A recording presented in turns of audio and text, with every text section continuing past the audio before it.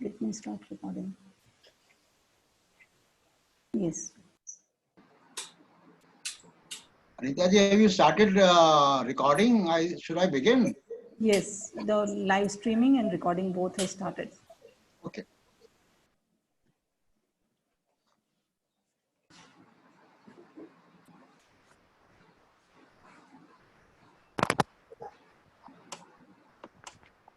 Good afternoon, friends. और ये India Green's की वेबिनार सीरीज के दूसरे एपिसोड में आप सबका बहुत बहुत स्वागत है। पहला एपिसोड हमने क्लिनिकल इश्यूज पे रखा था, जिसमें हमारे पास दो डॉक्टर थे, डॉक्टर तपन शाह और हिमांशु वत्स, और क्लिनिकल प्रिवेंटिव एस्पेक्ट्स पे हमने रखा था 4 अप्रैल को। अभी इस बार हमने तीन टॉपिक चुने हैं अगले अपने सेकंड एपिसोड के लिए। वो डेटा प्राइवेसी, सिविल राइट्स और मीडिया का रोल। ये कोविड-19 के पूरे दौरान, लॉकडाउन के दौरान और लॉकडाउन के बाद जो दुनिया होगी, तो उसमें ये 3 इश्यूज अभी भी बहुत अहम है और आगे आने वाली दुनिया में भी these issues remain to be very, very crucial and important. So we have very exciting panel with us, and Apar Gupta, who is Executive Director of Internet Freedom Foundation, he would be giving us his presentation on data privacy. There are lots of issues of data privacy are being debated, especially the apps are being launched world over, how to track COVID positive patients, and these issues will have multiple concerns about the data privacy of the individuals.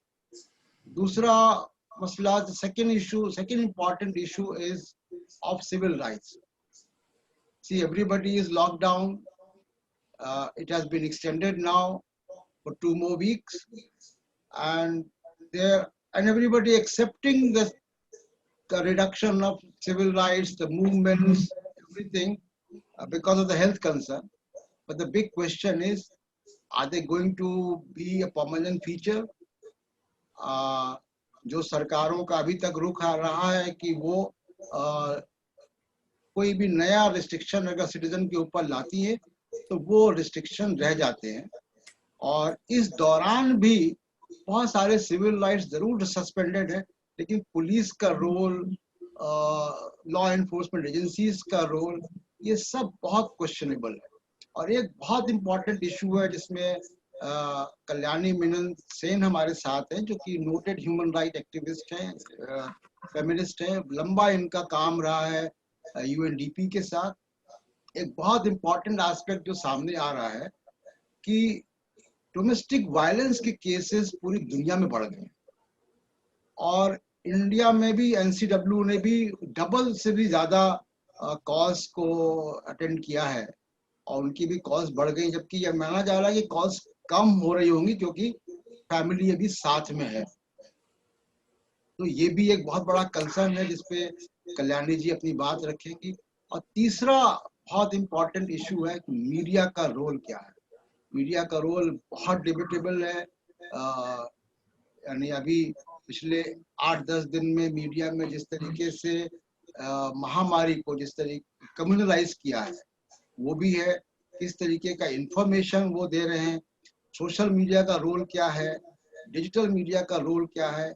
बहुत सारी fake news की बाढ़ आ गई है। कुछ steps लिए हैं Facebook ने, व्हाट्सएप ने वेलोसिटी को कम करने के, लेकिन उसके बाद भी मीडिया में बाढ़ है फॉरवर्ड्स की, फेक न्यूज की, और वो fake news main stream media के सहारे भी आ रहे हैं। तो चिंता की बात तो ये भी, जहाँ पे गेट कीपर है, जहाँ पे रीडर है, वहां पे भी वो फेक न्यूज और प्रोपेगेंडा चल रहा है। तो इन तीनों इश्यूज पे हम लोग अपने एक्सपर्ट से बारी बारी बात करेंगे, और इसके बाद समय हमारे पास बचेगा 15-20 मिनट, जिसमें हम आप लोगों के क्वेश्चंस लेंगे। So I would like to first invite Apar Gupta on issues of data privacy. Thank you so much for that. Sorry, Apar. Prashant ji, Apeksha will be giving a short presentation about India Greens Party. Okay. Just sorry, apologies. Apeksha, Dr. Apeksha is our Greenpeace member, and she's also head of our task force on COVID-19. So she will give a small presentation, who we are, what we are doing, and what is the Green India Greens, under which we are holding this webinar. Dr. Apeksha. Thank you very much, Prashantji. A very warm evening to everyone present here. I, Dr. Apeksha Vasudev, I'm the conveyor of IGP COVID-19 Task Force. I welcome you all to the panelists today on behalf of our whole organizing team. First and foremost, let me introduce you to our party. You could see here on the screen.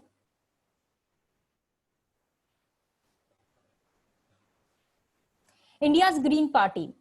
India's Green Party is registered with Election Commission of India under Section 29A of Representation of People's Act 1951. It is also a full member of Asia Pacific Green Federation effective since November 10, 2019. Our party president, Suresh Nautiyalji. As a party, we have constituted COVID-19 task force to spread awareness of COVID-19 disease and to coordinate preparation and response. The webinar series on weekly basis is a part of our initiative program. The webinars conducted so far are Food Security of India, Opportunities and Challenges of Water, Urban Lake Governance and Sustainability, Clinical and Preventive Aspects of COVID-19. You can find all the webinars on our YouTube link, which is given here. You can find the link. Today's event is Data Privacy and Civil Rights in COVID-19 Times. Speakers have already been introduced by Prashantji, so we can just start over with the presentation now. Thank you very much.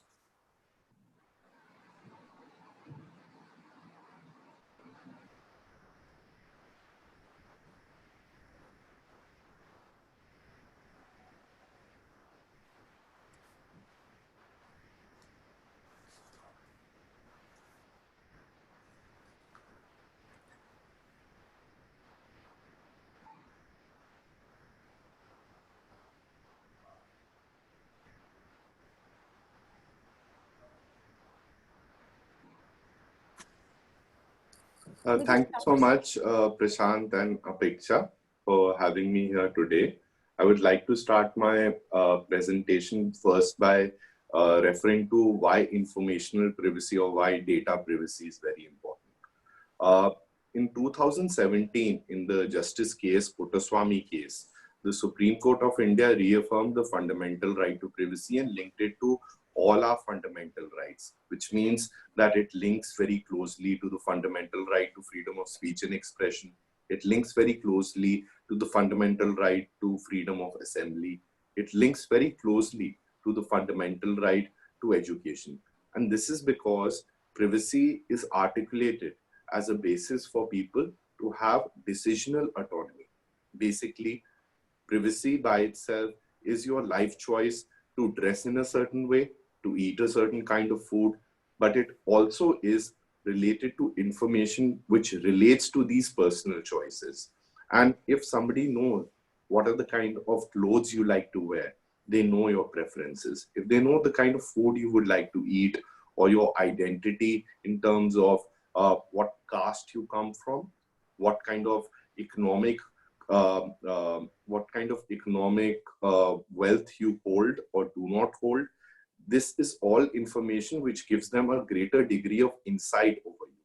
And if this information is collected, analyzed, and then disclosed, it can essentially provide a high amount of power and control in favor of another person over you. It can also result in second-order harms when these are disclosed to third parties who can then utilize it, for instance, targeting you with specific information which exposes these biases. For instance, disinformation campaigns during elections, which can utilize this information to, in fact, promote certain political groups and parties which may be aligned to your thought process.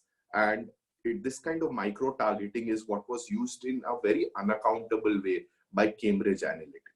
It can also lead to, in the context of COVID, discrimination where lists of people more recently were disclosed and circulated over WhatsApp, which led to private acts which may be termed as vigilante acts of personal policing of people who are patients, thereby stigmatizing them, preventing essential services, as well as putting them at risk, as well as their near and loved ones who are taking care of them during this point of our shared national crisis. Which is why the fundamental right to privacy is very important, including the information which comes through it. Okay, there are three essential issues which we are facing with regard to COVID and the use of personal information in India today. Beyond the fundamental right to privacy, these issues become much more concerning because India does not have a data protection law, which means that there is no statute which has been passed by Parliament to safeguard a fundamental right to privacy. Hence, there is no positive legislative obligation on the government, and there is no institutional process to make sure also that it is complied with, and in case of any breach, there are penalties and compensation provided. All of this is pending before Parliament, and there's a draft data protection bill. So all you have at present is an articulated fundamental right, whose enforcement then again will depend on people approaching the High Court or the Supreme Court, but you don't have a body by itself, as well as very well-defined principles of law, which can then be actually implemented through a legislative design and an institutional process.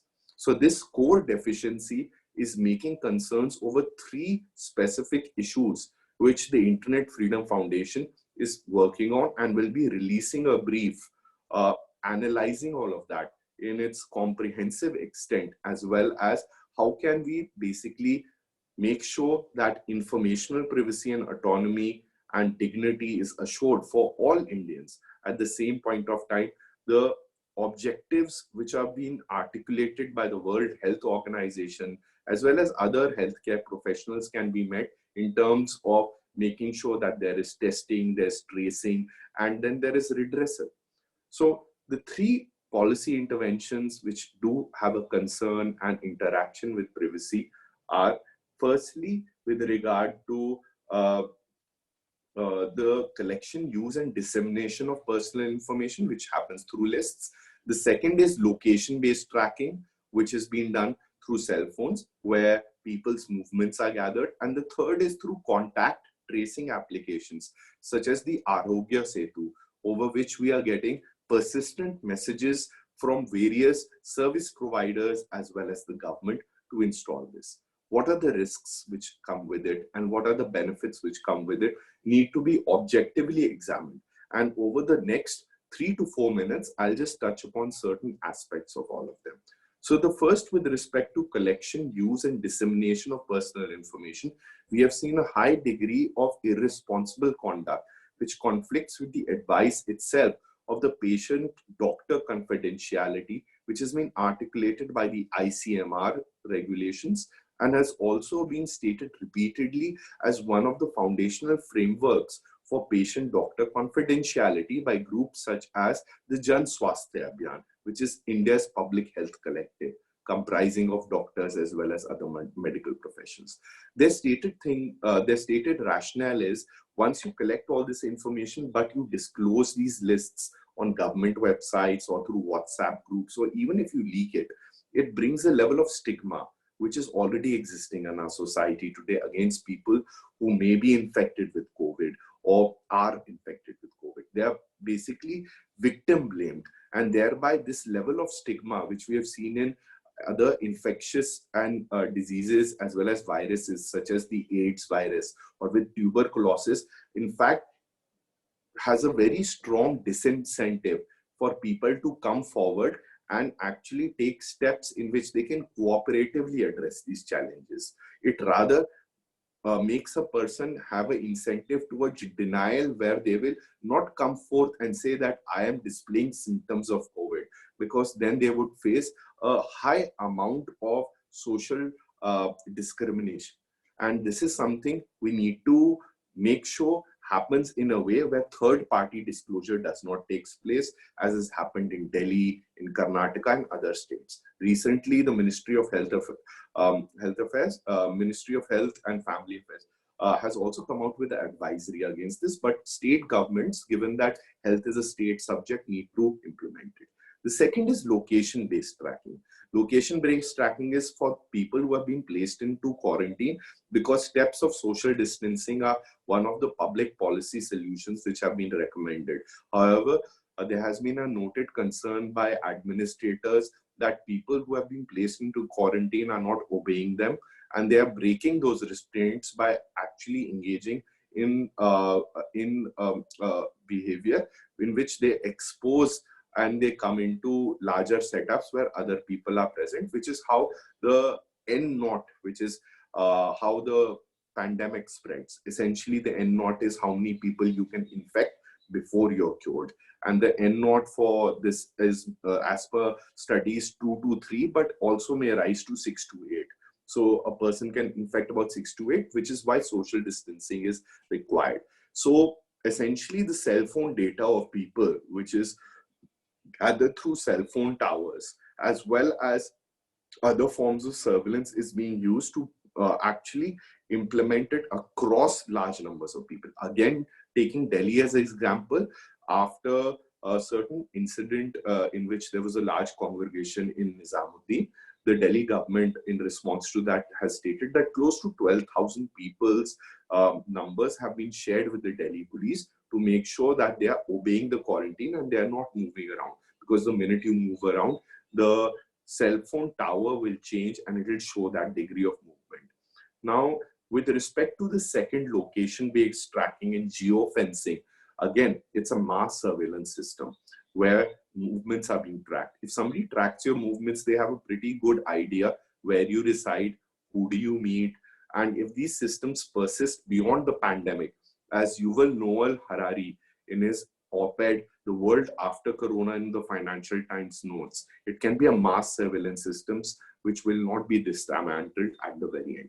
The third and the final intervention, which is being done through technology, which has a great concern for the rights of privacy, autonomy, and personal behavior, is contact tracing, in which people are being asked to install contact tracing applications such as the Arogya Setu. The Arogya Setu by itself has already been through a series of press articles today and yesterday, being criticized for having very broad terms of service, privacy policies, and it is not even allowing an audit.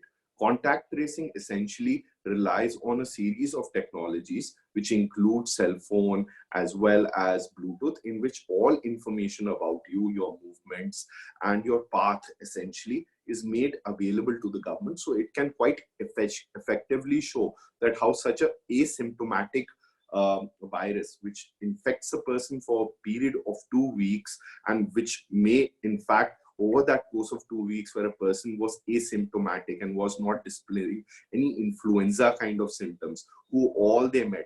And this level of information about movements, about history, is also being intermixed with other requirements as well.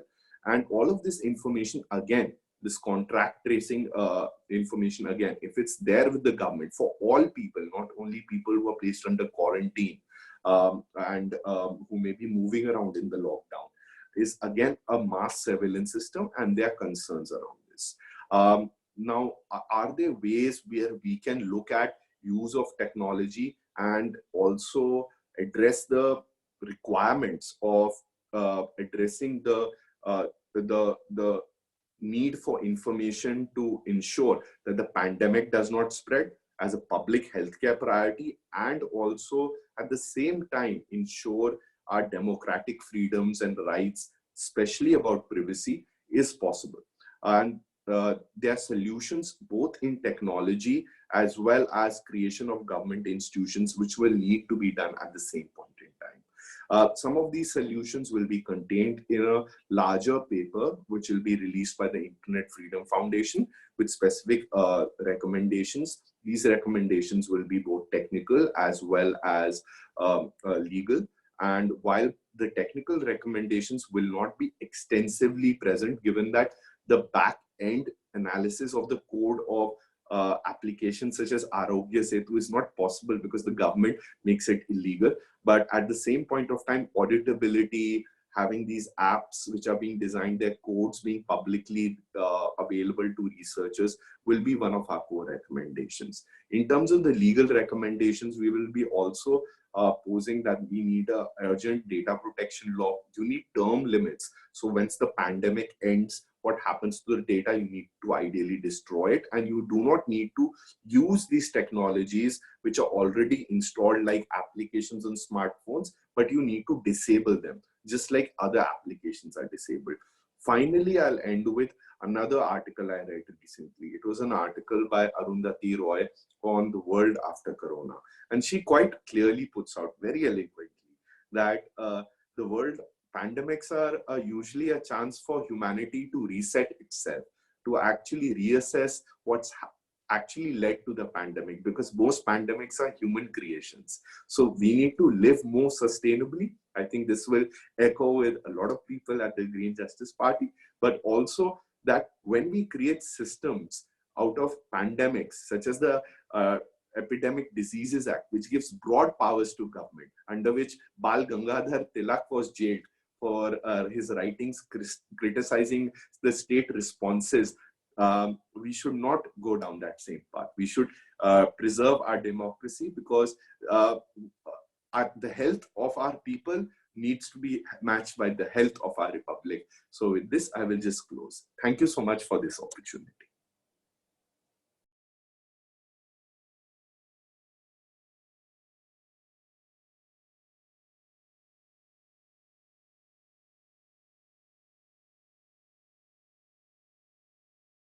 Okay.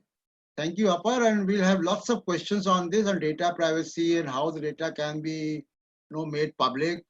And already some of the data is, available.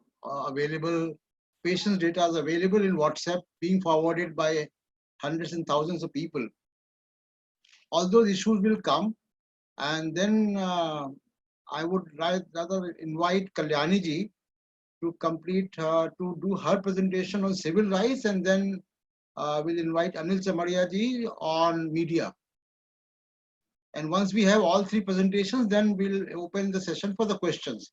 You can type in your question in the chat box, and then I will invite Kalyani ji. Kalyani ji, I can't see you.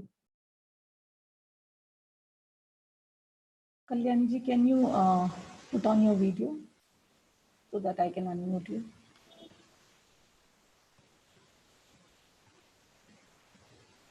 Kalyani ji को unmute कीजिए please.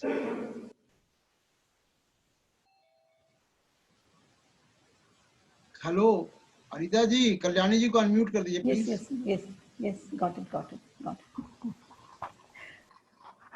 Thank you. I'll just set the timer for myself, if you'll excuse me. So I will be, I prefer to switch off my video because I'll be reading off my screen. Is that okay if I switch off my video? I think because we are recording it, so it will be a good idea to put on the video. Okay. I'll just leave the video on there. So I want to start by thanking all of you. I feel privileged to be speaking on this topic, but I can't help smiling at the irony that we are doing a meeting on privacy on the Zoom platform, which is being hauled up right now for very, very serious privacy violations. But I guess that's one of the ironies, but one little reason to. Kalyani ji, your audio is very low. Please hold your mic a little bit towards your. Yeah. Hang on, Yeah, thanks. Can you hear me now? Yeah, it's okay now. Okay. So, Anil ji, aapne jaise kaha, I'm not going to speak about domestic violence. I didn't know that's what you were expecting me to. I would like to just widen the canvas on which we are discussing privacy as a right. इसकी पृष्ठभूमि थोड़े से प्रस्तारित तरीके से समझने की जरूरत है. So actually over the last few years, we've been seeing a very steady, very sort of intentional shift in the way in which the public understands privacy as a right. So when we started this whole conversation about privacy, it was presented as privacy versus entitlements, or privacy as proof of good citizenship. So for instance, when we spoke of Aadhaar as involving violations of privacy, people used to tell us, if you have nothing to hide, you have nothing to fear. I mean, why are you so scared of Aadhaar? What are you up to? So from this point, quite fast, actually, the conversation moved to seeing privacy as an obstacle to national security, national integrity. And the logic became, we have to track people who keep criticizing the government because they are not the upright and good citizens that they're pretending to be. So you had the whole tracking that happened with the Pegasus software of the Bhima Koregaon activists, possibly. You had the various so-called evidence provided, sort of extracted and claimed to be extracted from the laptops and computers of the Bhima Koregaon 9 accused people. In Delhi, you have the police using facial recognition technology with no data privacy law. None of us know what is happening to our data. We don't know where that data is being stored and so on and so on. But this is publicly not considered an issue because privacy is being presented as an obstacle to national security and national integrity. Now with COVID, the whole debate has taken one huge leap forward. And the question is posed in very stark terms. So the question is, do you want your privacy or do you want your survival in the COVID epidemic? So now the argument is, if you don't install Arogya Setu, you may die of COVID. I mean, it's almost as if Arogya Setu is some kind of taviz to protect you from COVID. So you may die of COVID and you may infect others with COVID. So if you don't install Arogya Setu, you are a potential criminal who is endangering the lives of others. So the point I want to make is, at each step that we've seen the privacy argument advancing, whether in the public domain or in the courts, the public has been encouraged to forget the maxim that rights are not something that cancel each other out. Rights are inviolable. Rights don't cancel each other out. So that understanding that was reflected in the Constitution, that was in the chapter on human rights in civic textbooks some 20 years ago, that you cannot say right to life versus right to liberty, or right to liberty versus right to speech, and so on. From that starting point, we have now moved to understanding rights in very transactional terms. So we are told very clearly, if you want this right, you have to give up that right. So if you want entitlements, you have to give up privacy. That was the logic on which the Supreme Court's Aadhaar judgment was based. Similarly, the CAA cases. The ruling in that case is kind of tantamount to saying that you can think bad things about the CAA as long as you don't put these thoughts out in public through writing or shouting slogans or posting on social media. So if you want freedom of thought, you have to give up freedom of expression. Otherwise, the threat is that you lose both. You lose both freedom of thought and freedom of expression. And of course, we have very tried and tested tools like arrests under laws like UAPA or sedition law and so on, which make sure that an individual citizen can be legally deprived of almost all their rights without having been convicted of anything. And as Apar just said, COVID has made this process even easier. So we saw the Shaheen Bagh protesters being charged with violating social distance norms. Just today in Manipur, some CAA protesters have been hauled into the Thana because they have questioned the government's COVID strategy. Then we had the SC judgment on that petition, which was asking for transparency about COVID data and about the government's COVID strategy. So that judgment shows us exactly how deep this understanding of rights as something transactional, as coins that you can trade and barter, has seeped into our highest and most respected institutions. So in the short span of 6 or 7 years, we've seen this understanding really permeating and becoming normalized in the public imagination. Now, what we need to realize at this point is that at every stage of this progression, this logic, I mean, these so-called rational arguments about rights and the right to privacy were all being generated from the same source, and then very creatively and very relentlessly amplified and marketed by various other players. So what is this source? In every case, the source is the state, not just the government of the day, but the institution of the state that has very steadily, very powerfully churned out a discourse that has undermined not only the idea of privacy as a right, but has undermined the very idea of rights. And throughout this process of undermining, first undermining and weakening, then reversing, and then erasing rights, terror has actually been a great ally of the state. So, I mean, to cite just one example, terror of being hounded by the IT, terror of having one's PAN invalidated and therefore all one's financial transactions criminalized. This was actually the last mile motivator for a very large number of people to finally cave in, surrender their right to privacy and enroll for Aadhaar. And now, as Apar explained, this Arogya Setu app is riding on the terror of COVID, which is like an invisible, very deadly enemy out to get us all. So that's a powerful motivator for us to give up our last shreds of privacy that we have left to literally cover our nakedness from the eye of the state. So Apar has already explained the Arogya Setu app, the PM Arogya Setu app, its full name, and why it's a threat to privacy. And I think everybody who reads the papers, who watches TV, is part of WhatsApp groups, or has received personal messages from the PM and other lesser ministers asking us to download this app. Everybody knows that Arogya Setu is an app that once you install it on your phone, it allows the government to identify you through a unique identity that it gives your phone. It allows tracking of your physical movements in real time, and it continuously checks you for proximity to others who have downloaded the same app. So supposedly this is being done for quick contact tracing of people who test positive for COVID. Actually, the point is that once this app gets into your phone, it can triangulate your physical movements with data about you that is available in many other databases, including the Aadhaar database, the bank database, the income tax database, your phone transactions database with your phone company.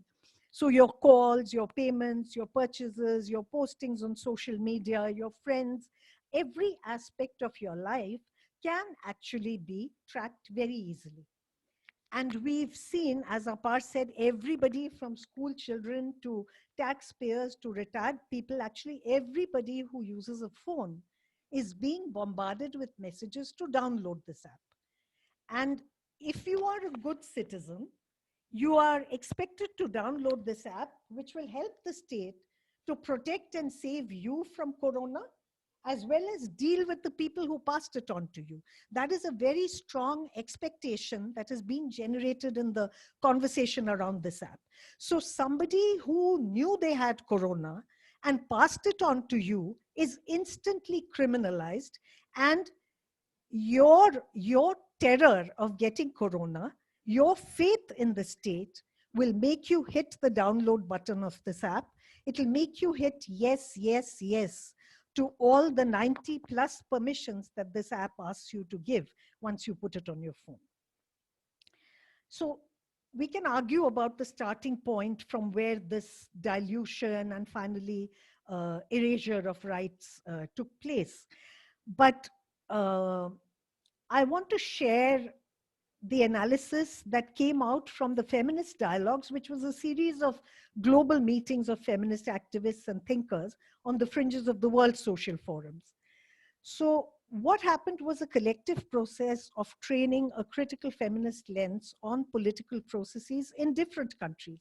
And something that came out very strongly as a common feature, in every country, we were seeing stronger and much more overt, much more blatant alliances between capitalism, nationalism, and religious fundamentalism, with patriarchy as the glue that bound them together.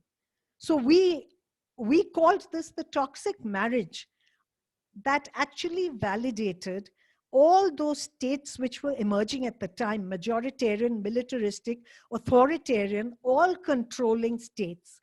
States which used the language of democracy, used the garments of democracy to justify what was nothing less than the complete subjugation of citizens into willing followers of diktats from on high, without hesitation and without question.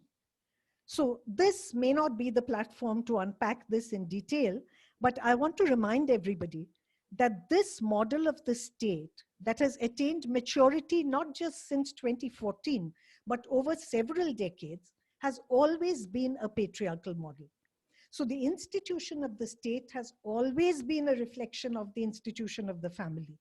The compact between the state and the citizen is exactly like the terms of marriage.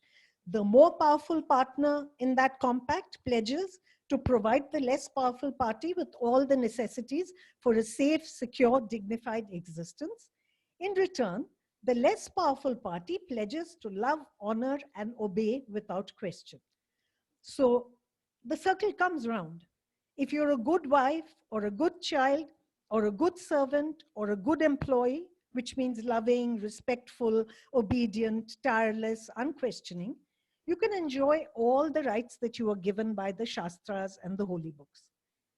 On the other hand, if you are a bad wife or a bad child or a bad servant, unloving, disrespectful, disobedient, unproductive, you will not only lose your rights, but you will be punished for not deserving your rights. Now, if you simply replace wife, child, and servant with citizen and Shastras with constitution, you will have a definition of governance. So the patriarchal foundation of this whole attack on rights must be recognized.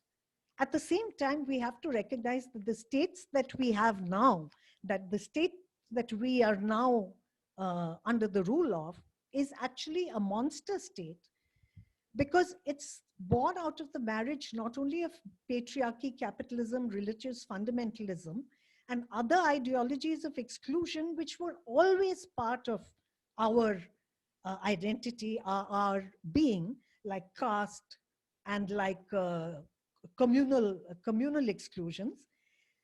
This state has somehow changed the terms of the compact between the citizen and the state without reference to any shastras or constitution or historical practice or decency or sanskar. Earlier states used to invoke these notions while attempting or changing that contract between the state and the citizen. This time, there is no reference to anything, it just changes. So now what we are seeing, and as Apar described with reference to the COVID epidemic, rights are no longer a given that you can take for granted.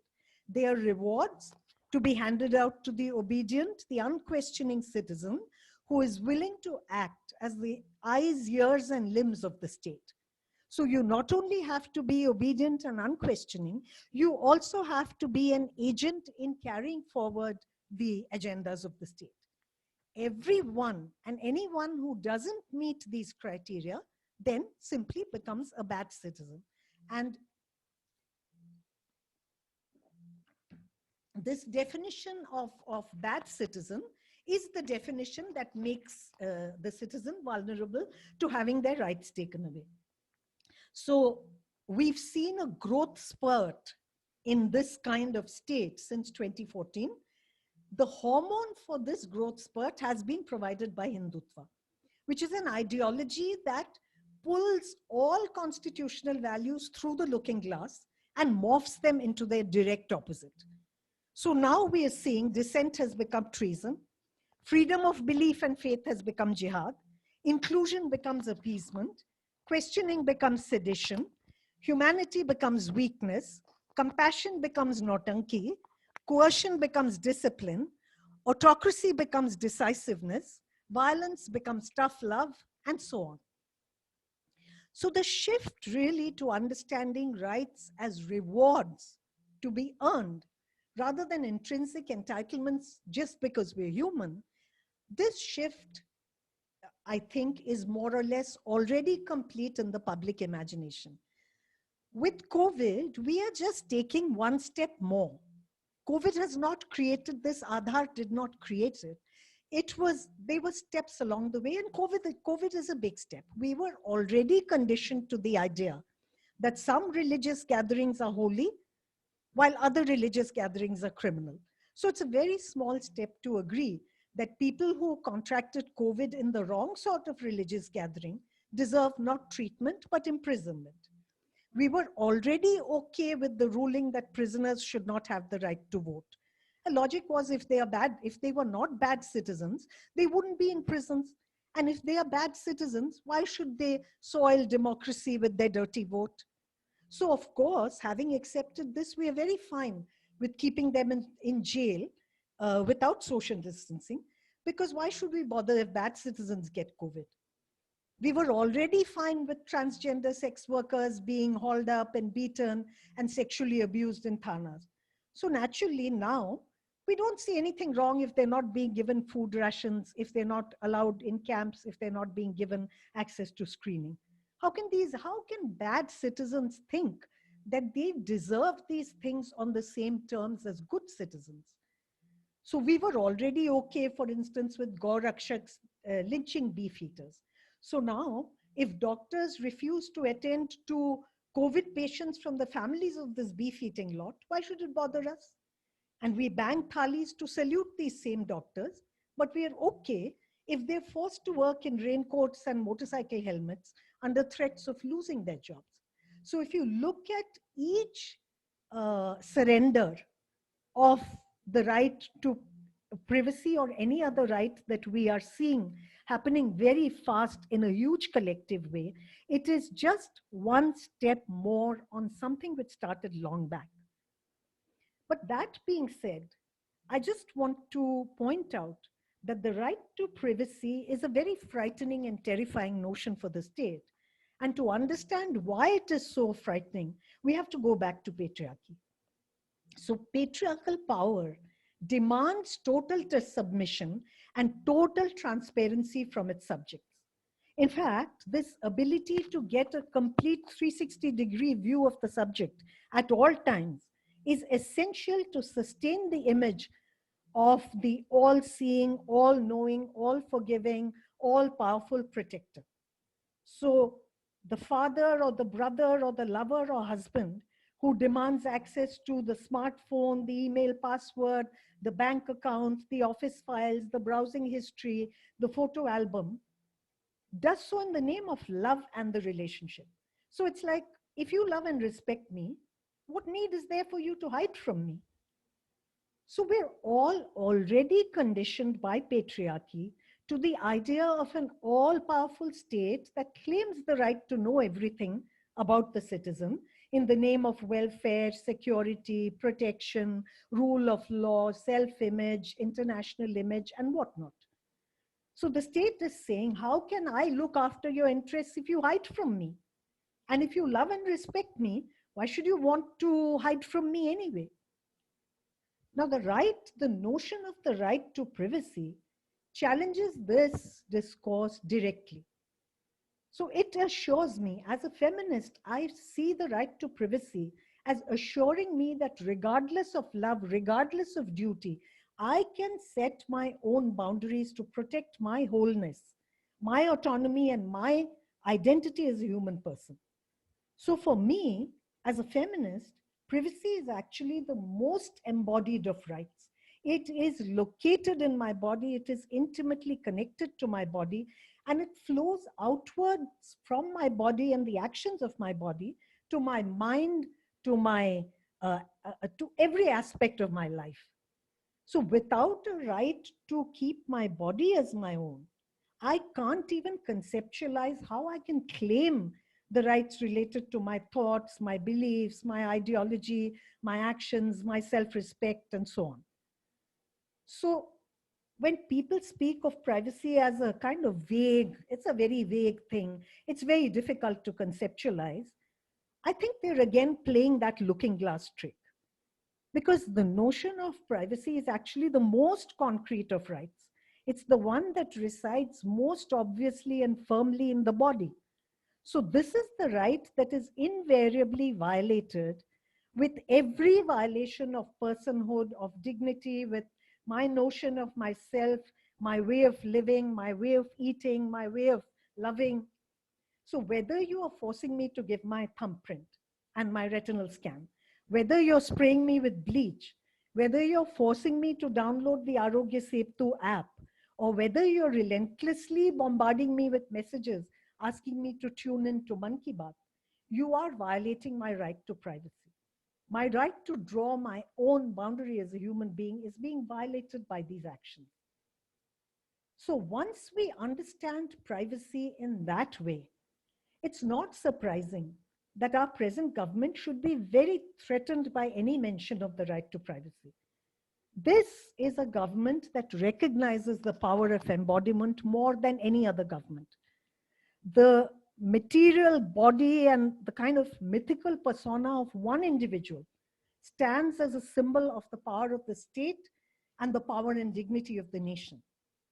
So instinctively, this state understands that conceding on the right to privacy is a very slippery slope. Because if you give citizens the right to draw a boundary around their personhood, if you promise to give them that level of autonomy and freedom to delineate their own personhood, how can you then persuade them not to use that right? How can rights be counterposed one against the other if the right to privacy is the glue that underpins and links that entire panoply of rights? So if you look at it that way, it's very logical from the point of view of the state to criminalize the right to privacy, to describe it as the last sort of refuge of the bad citizen, a violation of the right of the state to know everything about you in order to protect and serve you, a violation of the duty of good citizens to open themselves to the state and receive the blessings of the state. And exactly as our parents and teachers used to say when they punished us, yes, it hurts, but it's for your own good. You should thank us for it. That's the scene right now.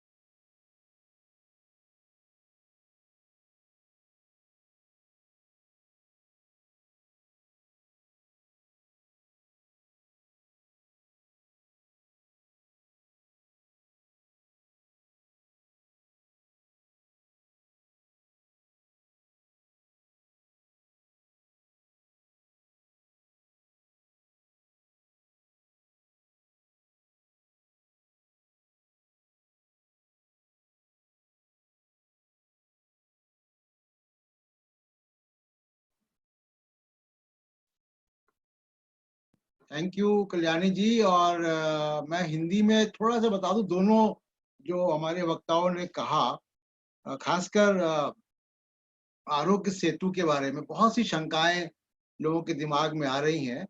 और वो शंकाएं तीन तो बहुत प्रमुख शंकाएं हैं। एक तो कि जो आपका मूवमेंट है, अगर आपने इसको ऐप को इंस्टॉल किया है तो आपका मूवमेंट जो है वो स्टेट के पास है। और दूसरा डेटा की प्राइवेसी, जो डॉक्टर और आपके बीच में मेडिकल डेटा का जो प्राइवेसी है वो पब्लिक होने का खतरा है। और ये आरोग्य तब आया है जबकि अभी डेटा प्राइवेसी बिल या एक्ट अभी बना नहीं है, पार्लियामेंट में पेंडिंग है। और तीसरा उसका जो बड़ा खतरा कल्याणी जी ने बताया वो ये कि ये आरोग्य सेतु का डेटा, आपका आधार का डेटा, आपका जो पुलिस, अभी दिल्ली के दंगों के दौरान, दिल्ली की हिंसा के दौरान पुलिस भी दिखाई दी थी कि बहुत से लोगों का फेशियल रिकॉग्निशन का सॉफ्टवेयर में वो तस्वीरें लोगों की ले रहे थे। तो ये सारा डेटा, जो आधार का डेटा है, जो इनकम टैक्स का डेटा है, जो बैंक्स के डेटा है, वो सारा, और साथ में आपके मूवमेंट और आपका हेल्थ डेटा, ये सब स्टेट के पास होगा। और जो कल्याणी जी ने बार बार कहा कि स्टेट एक क्या कहें कि मर्दवादी, एक पितृत्वात्मक सत्ता का केंद्र है।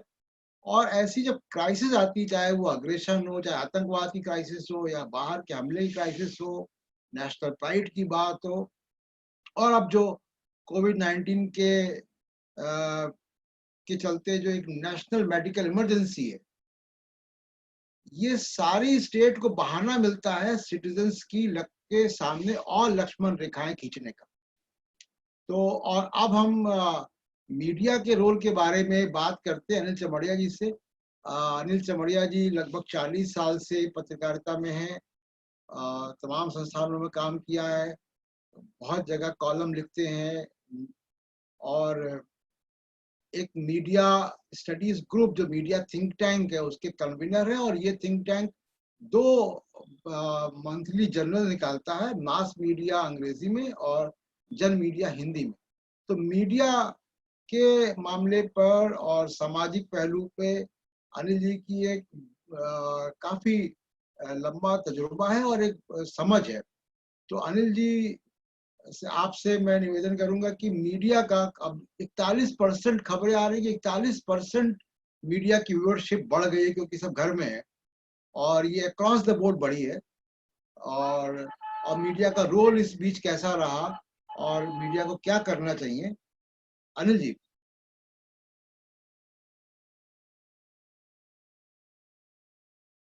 और अनिल जी के प्रेजेंटेशन के बाद हम लोग सवाल लेंगे, और 6 बजे से आगे का टाइम बढ़ा रहे हैं। मेरी आवाज आ रही है ना? मेरी आवाज मिल रही है? जी।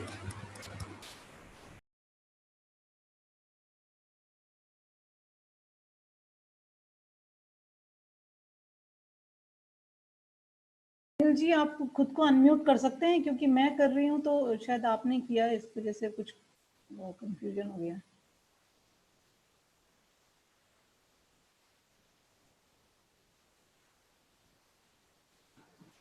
क्या आप ठीक है? जी ओके, ठीक है, चले बोले। जी। अच्छा, ठीक है। पहली बात तो कि डेटा को लेकर हम लोग बहुत बातचीत कर रहे हैं बहुत दिनों से, और डेटा को लेके जो बातचीत कर रहे हैं, पहले उसको हम लोग आंकड़े कहते थे, आंकड़े, हिंदी में आंकड़े कहते थे, अब वो डेटा के रूप में बात होती है। मैं चाहता हूं कि पहले हम लोग इस बात को समझें कि हम लोग आज डेटा के बारे में क्यों बात कर रहे हैं। मुझे लगता है कि ये ज्यादा इंपॉर्टेंट, मेरी नजर में ये ज्यादा इंपॉर्टेंट है। दरअसल हम एक तरह से पोस्ट सिटीजनशिप, यानी कि नागरिकता के बाद की जो दुनिया बन रही है, एक नागरिक बनने की दुनिया बनी जिसमें सब लोग नागरिक बने, और उसके बाद नागरिक के बाद की जो दुनिया बन रही है, इसको समझना बहुत जरूरी है। अभी हम जिस प्रोसेस से गुजर रहे हैं वो एक तरह से अगर बहुत ही उसको फॉर्मुलेटेड तरीके से, यानी सूत्रबद्ध तरीके से अगर हम लोग इसको समझने की कोशिश करें, तो हम लोग ये कह सकते हैं कि बाजार के लिए जो उपभोक्ता है और राज्य का नागरिक है, यानी citizen of state and consumer of market, इन दोनों की मिक्सिंग के हम दौर से गुजर रहे हैं। और ये जो पूरा प्रोसेस है, वही प्रोसेस जो है वो डाटाबेस कहला रहा है, और उसको हम लोग आज एड्रेस कर रहे हैं, और उस डेटाबेस को हम लोग सुरक्षित करने की बात कर रहे हैं। तो मुझे ये लगता है कि हमको इस विषय पर जब भी कोई घटना हो, जैसे मान ले कि आज आरोग्य सेतु ऐप के बहाने या फिर इस तरह के जो पूरे बिहेवियर दिख रहे हैं गवर्नमेंट के, या फिर जो इस तरह के कारोबार में लगी हुई जो कंपनियां हैं उनके बिहेवियर को देख के जो हम लोग रिएक्ट करते रहते हैं, मुझे लगता है कि एक पॉलिटिकली जो एक आइडियोलॉजिकल जो इसके बारे में जो कंसेप्ट है वो हम लोगों को तैयार करना चाहिए और समझना चाहिए।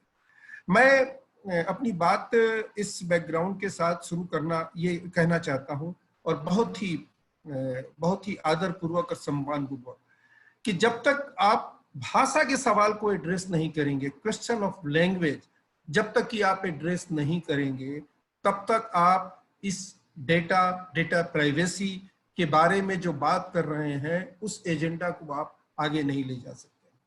इसीलिए मैं बहुत बार बार जोर देता हूं कि डेटा पर या डेटा की प्राइवेसी पर बात करते हुए लैंग्वेज पर बात जरूर होनी चाहिए, क्योंकि जो भी डेटा अभी कलेक्शन हो रहा है वो उसमें भाषा का सबसे बड़ा खेल है, और ये बहुत लंबा हो जाएगा। आप खुद भी देखेंगे अपने अनुभव से, जब आप आपके बाद भी आप महसूस करेंगे तो आप खुद ही पाल लेंगे कि कैसे एक क्वेश्चन लैंग्वेज का जो क्वेश्चन है कैसे इसमें एक बड़ा रोल प्ले कर रहा है।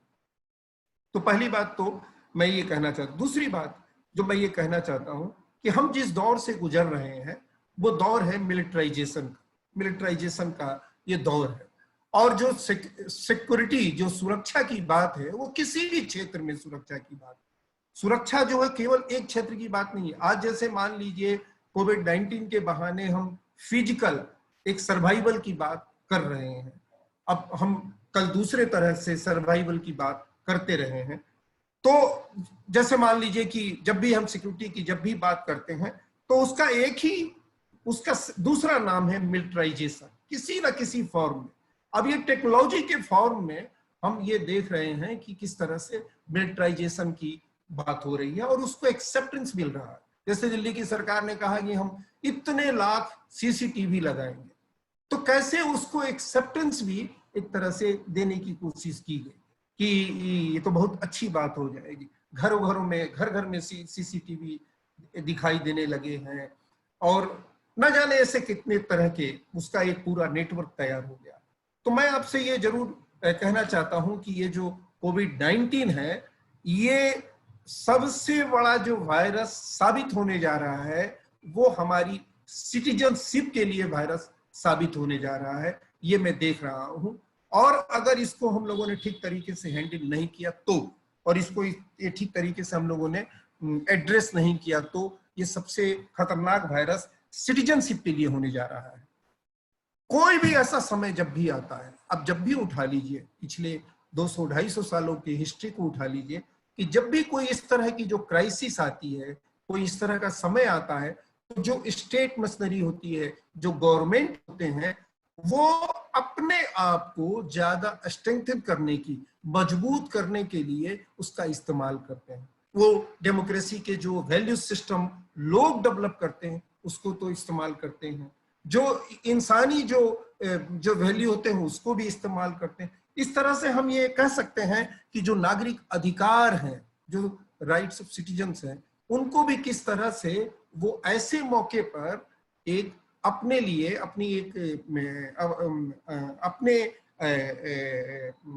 अपनी ताकत का जो दायरा होता है, अपनी शक्ति का जो दायरा होता है, अपनी कंट्रोल करने का, नियंत्रण करने का जो उनका की जो मशीनरी होती है, उसको कैसे वो एक्सपेंड करते हैं। और ये मुझे साफ साफ इस दौर में, इस समय भी ये दिखाई दे रहा है। अभी मैंने कई खबर पढ़ी कि 100 से ज्यादा लोगों के खिलाफ पुलिस ने FIR कर दिया। क्यों, किस तरह से मालूम हुआ? क्या FIR किया? FIR ये किया कि आपके जो मोबाइल की जो लोकेशंस हैं वो बता रही हैं कि आपने लॉकडाउन के नियमों का उल्लंघन किया है और आपने इधर उधर आप दूसरी जगहों पर निकल के गए हैं और आपके खिलाफ FIR, यानी कि आप पूरी तरह से उसके दायरे में हैं।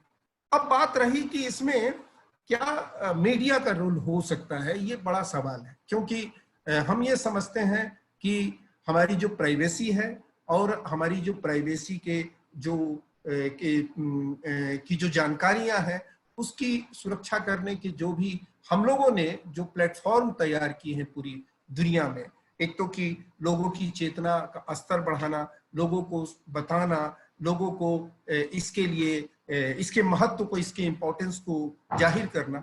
तो हम ये मानते हैं कि ये जो मीडिया है वो हमारा इसी तरह के एक ऐसा प्लेटफॉर्म है जो सबकी एक ऑर्गेनाइज जो वॉइस है, एक संगठित जो आवाज है, उसका वो प्रतिनिधित्व करता है, उसको वो रिप्रेजेंट करता है और वो बात कहेगा। लेकिन मैं ये मानता हूं कि हम डेमोक्रेसी की मीडिया की बात कर रहे हैं कि जो मीडिया डेमोक्रेसी का जो पार्ट होगा वो ये काम करेगा। लेकिन जो मीडिया बाजार का पार्ट हो जाए, जो मीडिया ऑटोक्रेसी का एक ऐसी रिजिम का पार्ट हो जाए जो कि जिसकी नजर में सामने वाला सिटीजन नहीं हो और अमॉन्ग द सिटीजन्स यानी लोगों के बीच में संवाद कराने की जो उसकी रिस्पॉन्सिबिलिटी है, संवाद कराने की जो उसकी जिम्मेवारी है, उसको ही वो छोड़ दे, तो जाहिर सी बात है कि तब हम इस मीडिया को as a part of democracy हम एड्रेस नहीं कर रहे हैं, हम उसको इस तरह से नहीं समझ रहे हैं। तो मीडिया दरअसल आज जो मीडिया हमारा है उसके जो भी बिहेवियर हमको आज दिखाई दे रहे हैं, तो वो दिखाई ये दे रहे हैं कि वो एक तरह से हिस्सेदार है, हर चीज में हिस्सेदार है। वो किसी भी एजेंडा को, किसी भी योजना को वो आगे बढ़ाता है, प्रोएक्टिव होता है, या फिर उसमें वो एक सपोर्ट के रूप में एक काम करता है। तो ये हम लगातार ये बात को समझ सकते हैं कि जिस तरह से पूरा जो रेजिम है हमारा, जो पूरी राज्य है, उसकी जो पूरी पॉलिटिक्स है उसके साथ इम्बेडेड है। अब इम्बेडेड जो है, हम बात करते हैं कि कोई जब अमेरिका हमले करता है, ब्रिटेन की सेना जो हमले करती है इराक में, तब इम्बेडेड जर्नलिज्म की बात हमको समझ में नहीं। अब ये स्टूडियो में बैठे बैठे इम्बेडेड हैं और वो इम्बेडेड है पूरी जो पूरी आइडियोलॉजी है, और वो आइडियोलॉजी है डोमिनेंस, यानी कि जो सोसाइटी में जो डोमिनेट कर रहा है उसके साथ इम्बेडेड है हर लेवल पर। अभी जब ये कल्याणी मैडम कह रही थी कि ये पुरुष प्रतात्मक जो पुरुषवादी जो ये पूरी सत्ता है, मैं बिल्कुल उनसे सहमत हूँ।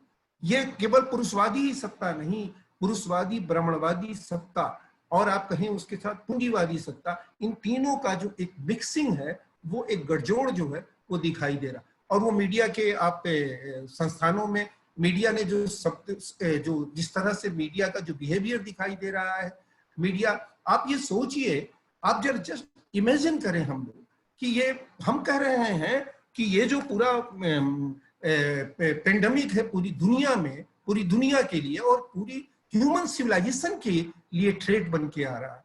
लेकिन आप देखिए कि मीडिया किस तरह से इस पूरे समय को किस तरह से कम्युनलाइज कर रहा है। कम्युनलाइज करने का मतलब क्या हुआ? कम्युनलाइज करने का मतलब ये हुआ कि सोसाइटी में जो डोमिनेंस है, जिन लोगों का जो डोमिनेट करते हैं, उनके लिए काम करना। ये सिंपल सी बात। ह्यूमन जो सिविलाइजेशन का जो थ्रेट की जो बात आप कर रहे हैं, एक तरह से वो खतरा दिखाकर आप अपने लिए जो भी बंदोबस्त हो सकता है वो करने की कोशिश कर रहा है। तो मैं ये समझता हूं कि हम लोगों को जो अभी हालात हैं, उस हालात में मुझे ये लगता है कि हमको ये समझना पड़ेगा, जिस तरह से अभी आ रहा है कि देखिए इस समय क्या डेवलपमेंट हुआ है। इस समय एक बड़ा डेवलपमेंट हुआ है कि हर किसी के हाथ में टेक्नोलॉजी है, हर किसी के हाथ में टेक्नोलॉजी है और हर किसी को कंट्रोल करना है। तो जब हर किसी को कंट्रोल करना है, हर किसी के हाथ में टेक्नोलॉजी है, तो उसको किस किस माध्यम से हम करेंगे। तो बड़ा सेक्शन इस सोसाइटी का, जो मैं आपको लैंग्वेज की बात कर रहा था, लैंग्वेज के जरिए कंट्रोल करना एक बड़ा एक इंस्ट्रूमेंट के रूप में वो साबित होता है। नंबर एक। नंबर दो, आप जैसे मान लीजिए कि ट्रोल आर्मी की बात सुनते होंगे। ट्रोल आर्मी का क्यों इमरजेंस हुआ? कैसे हुआ ट्रोल आर्मी का इमरजेंस? ये हुआ कि जो आप में चेतना है, जो आपने जो कॉन्शियस एक जो लेवल हासिल किया है, किसी का ये माइक, किसी का ये, किसी की आवाज आ रही है बहुत तेज। Please on mute.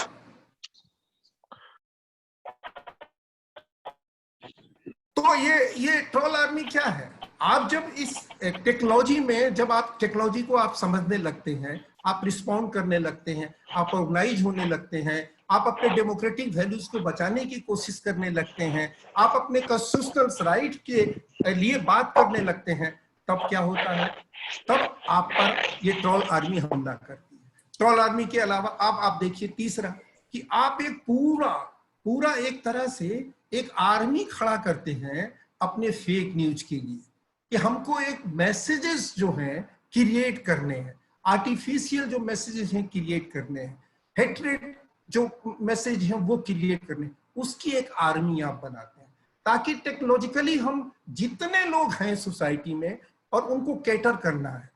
किसी के लिए, किसी को कॉमनल मैसेजेस से हम कैटर करते हैं, किसी को हम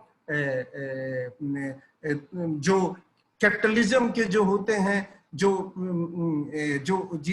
एक न्यूडनेस है उसके जरिए हम कंट्रोल करते हैं, या फिर मान लीजिए ब्राह्मणिकल जो ऑर्डर्स हैं हम उसके जरिए कंट्रोल करते हैं। अब रामायण शुरू हो गया, महाभारत शुरू हो गया, ये क्या मतलब है? इसका क्या मतलब है इस क्राइसिस के समय में? ह्यूमन सिविलाइजेशन पर क्राइसिस है, मंदिर बंद है, चर्च बंद है, मस्जिद बंद है, गुरुद्वारे बंद है, आप घर में रामायण और महाभारत दिखा रहे। इस क्राइसिस को आप फील होने नहीं देना चाह रहे हैं। लोगों को इस क्राइसिस के जो भीतर जो क्वेश्चंस हैं उसको आप इमर्ज नहीं होने देना चाहते, उसको सप्रेस करना चाहते हैं। तो मेरा कहने का मतलब है कि ये जो पूरी टेक्नोलॉजी आई है, टेक्नोलॉजी को देखिए हमेशा जो सोसाइटी को डोमिनेट जो करता है उसका वो इस्तेमाल करता है, उसको अपने तरीके से इस्तेमाल करता है और उसको कंट्रोल करता है। और उसको वो कंट्रोल करने की जो कोशिश करता है वो इसलिए कि लोग अगर खुद कंट्रोल करना सीख जाएंगे, लोग उसको समझ जाएंगे, तो जाहिर सी बात है कि वो अपने सिविल राइट्स को, अपने जो कॉन्स्टिट्यूशनल राइट्स है उसके लिए वो ज्यादा उसकी जगह बन जाएगी, उसकी आवाज और ज्यादा ऑर्गेनाइज हो जाएगी। तो ये जो डोमिनेट करने वाले लोग हैं उनके लिए वो खतरा बन सकता है। तो मेरा ये कहना है कि आज जो मीडिया का जो भी हम बिहेवियर देख रहे हैं, वो सोशल मीडिया के प्लेटफॉर्म पर हो, या फिर वो स्टूडियो में बैठा हुआ हो, या किसी वो प्रेस एरिया में बैठा हुआ हो, इसके बिहेवियर में कोई आप बेसिक में जोर दे रहा हूं कि बेसिक आप कोई अंतर आप नहीं देखेंगे। लैंग्वेज आप उनमें अंतर नहीं देखेंगे, लैंग्वेज में आप देखेंगे उन अंतर नहीं। एक बस लिमिटेशन है, एक लिमिटेशन है कि वो एक सांकेतिक भाषा में बात करता है। जैसे मान लीजिए कि हम ये बात कहें कि आपको दिया जलाना है, मोमबत्ती जलाना है, और हमारी एक सीमा है, हम स्टूडियो में बैठे हैं तो हमारी एक सीमा है, तो हमने आपको ये बता दिया कि मोमबत्ती और दिया जलाना है। लेकिन इसका ये नहीं मतलब हुआ, हम जिनको एड्रेस ये कर रहे हैं वो ये समझ रहे हैं कि दिया मोमबत्ती का मतलब होता है कि हम दिवाली मना सकते हैं, हम बंदूक चला सकते हैं, हम पटाखे छोड़ सकते हैं। तो ये जो लैंग्वेज है, मीडियम का जो लैंग्वेज है, उसको समझना बहुत जरूरी है। और मुझे ये लगता है कि अभी जो मीडिया है वो प्राइवेसी को, ये प्राइवेसी का सवाल हमारी सिविल लिबर्टी से जुड़ा हुआ है। आप 1948 में सोचिए कि प्राइवेसी का जब हम इंटरनेशनली एक डिक्लेरेशन कर रहे थे, उस समय इसकी जरूरत महसूस हुई, और सब हम लोग सिग्नेटरी हैं उसके, हस्ताक्षर हम लोगों ने उस पर साइन किया है। सारे पूरी दुनिया में इसके महत्व को हमने स्थापित किया है। लेकिन आज की तारीख में तो ये जो मीडिया है, जिसको हम लोकतंत्र के जो रूल्स हैं उसका इस्तेमाल करते हुए देख रहे हैं, वो मीडिया तो आपकी तमाम प्राइवेसी को खा जाना चाहता है, उसको अपने व्यूअरशिप में, अपने टीआरपी में वो बदल देना चाहता है। तो कैसे वो हमारी प्राइवेसी, उसकी चेतना में ही ये बात नहीं है, तो कैसे वो इस प्राइवेसी के प्रोटेक्शन में हमारा और आपका साथ दे सकता है, हमारे और आपके साथ वो खड़े हो सकता है? जाहिर सी बात है कि वो नहीं होगा, और वो नहीं हो रहा। और ये बात पूरी दुनिया में, अमेरिका, ब्रिटेन, आप जितनी जगहों पर मैंने इस क्वेश्चन को एड्रेस करने वाले जो कुछ एसेज, कुछ लोगों की बातें हमने सुनी है और पढ़ा है, उससे हम साफ तौर पर, मुझे ये लगता है कि पूरी दुनिया में ये चिंता जाहिर की जा रही है और मीडिया का रोल इसमें हमको सबसे ज्यादा और भारत में तो खास तौर से सबसे खराब रोल मुझे दिखाई दे रहा है। मैं ये समझता हूं कि हम लोगों को, मैं ये कहता हूं कि मीडिया तो जो, जैसे अब आप जरा कल्पना करें इस समय जो हमारी जो पूरी आइडियोलॉजी है घर घर में जो हालत है आज उन घरों की, में जिस तरह से एक ह्यूमन राइट्स का वायलेशन हो रहा, मतलब कितने बड़े लेवल पर हो रहा है जिसकी हम मतलब उसकी हम कल्पना नहीं कर सकते हैं। अब जरा इसको विजुलाइज कीजिए। अभी तो हम लोग सिविल राइट और हम लोग डेमोक्रेटिक राइट, एक ह्यूमन राइट्स के अगर लेवल पर हम उतरे, घर घर में जिस तरह की आज तबाही हो रही है ह्यूमन राइट्स की, आप मीडिया को देखकर अंदाज लगा सकते हैं। मीडिया को तो देखकर अंदाज आपको लगा रहे हैं कि जैसे अभी कुछ दिन पहले जैसे नॉर्थ ईस्ट दिल्ली में हुआ, वो लगभग दिल्ली के इलाकों में जिस तरह के हालात बने गए थे, आज वो इस कोविड-19 के कोरोना वायरस के समय भी हमको लगता है कि वही फिजा, वही माहौल हमको वो दिखाई दे रहा है। अगर इस मीडियम और इस मीडिया जो 8-10 कंपनियों की जो मीडिया है, अगर उसको हम देखें तो इससे ये फील होता है। तो मैं ये समझता हूं कि जो हमारे सामने आज जो एक बड़ी चुनौती बन के आई हुई है, वो ये है कि हम कैसे एक तो कि जो प्राइवेसी का सवाल, और प्राइवेसी को भी मुझे लगता है कि हम लोगों को प्राइवेसी को किस तरह से हम लोगों को इसका इंपॉर्टेंस बताने के लिए लोगों की भाषा में कैसे इसका एक पाठ, एक लेसन तैयार करें, इसके बारे में हम लोगों को जरूर सोचना और उस पर बात करनी चाहिए। आपने मुझे समय दिया, सुना, बहुत बहुत धन्यवाद। शुक्रिया अनिल जी। और इसी के साथ हम लोग सवालों के लिए खोलेंगे मंच। और एक जो अनिल जी ने जो बहुत इम्पोर्टेंट बात कही है कि नागरिकता हमारी जो पोस्ट सिटीजनशिप यानी नागरिकता के बाद का सिनेरियो क्या होगा, क्योंकि ऑलरेडी पूरी दुनिया में हम लोग इस वक्त ऑर्वेलियन स्टेट या पुलिस राज में रह रहे हैं। और जब भी ऐसी कोई ना कोई आपदा आती है, चाहे वो नेचुरल कैलेमिटी हो, चाहे वो मेडिकल इमरजेंसी हो, बाहरी आतंकवादी हमले हो, स्टेट हमेशा चाहता है कि वो उसकी ताकत बढ़े।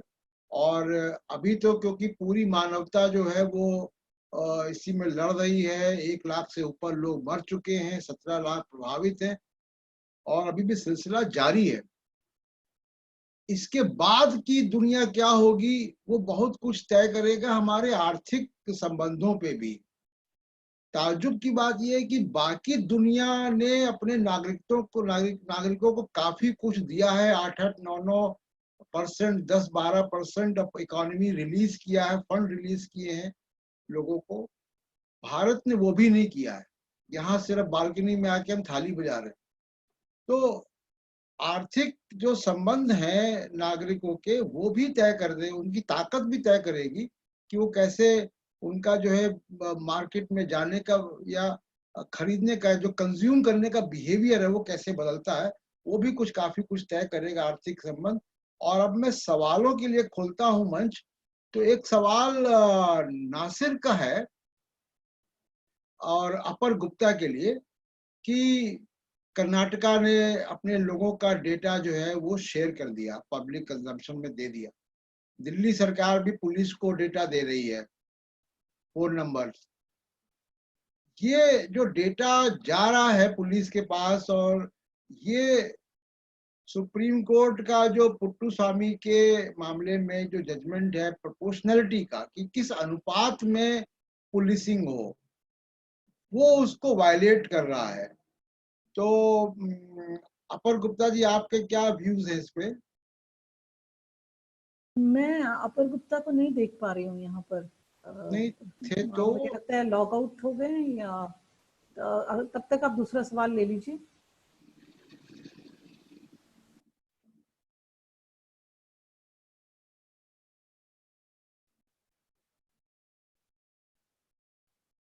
कल्याणी जी आप हैं? कल्याणी जी,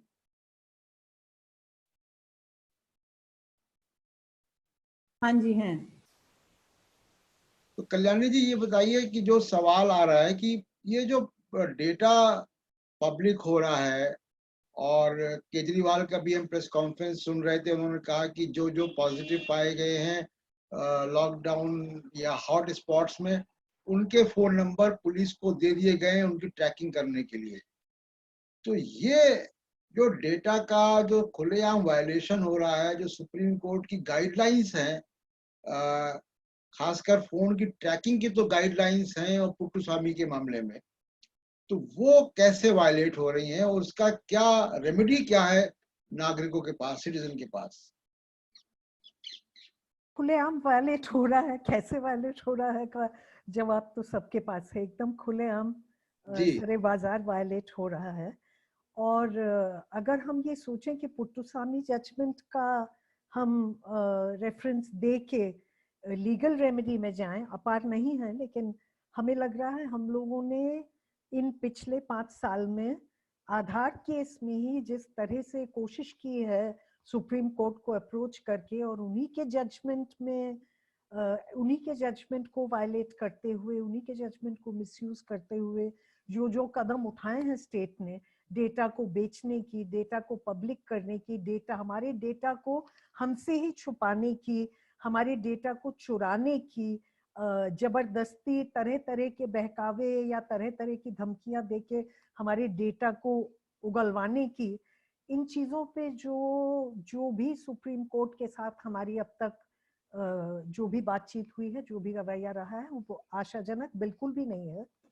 आपने देखा ही होगा कि पिछले 4-5 साल से, और खासतौर से सीएए के मामले में, भीमा कोरेगांव के मामले में, आधार के मामले में, कोर्ट ने बार बार ये स्टैंड लिया है कि अगर कोई भी कदम नेशनल सिक्योरिटी के लिए, नेशनल इंटेग्रिटी के लिए, देश की एकता, अखंडता और गरिमा के लिए जरूरी हो, तो फिर सरकार वो कदम ले सकती है।